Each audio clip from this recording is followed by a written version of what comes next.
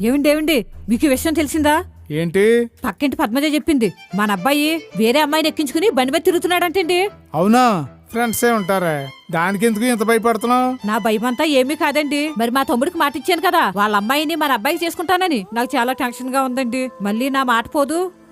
నువ్వు అలా టెన్షన్ పడక, ఫ్రెండ్ అయి ఉంటదే. ఫ్రెండ్ లా కూర్చోలేదంట, పట్టుకుని కూర్చుందంట. అవునా?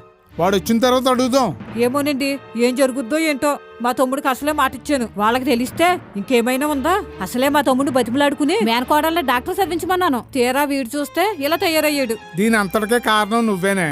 నేనేం చేశానండి? ఏం చేశానంటావేంటి? నీ మేనగోళ్ళనేమో డాక్టర్ అవ్వాలా అన్నావు. వీడినేమో అతిగారాపం చేసి బలాదూరు చేసావు. అదేంటండి మీరు అలా మాట్లాడతారు? ఉన్నదేగా మాట్లాడా. మన సంతానాన్ని ప్రయోజకులు చేసుకోవాలి గాని పెళ్లి చేసుకుని వచ్చిన వాళ్ళు ఏదో మనల్ని ఉద్ధరిస్తారని ఆశపడకూడదు. అది అత్యాస బుద్ధి. అర్థమైందా? అయ్యో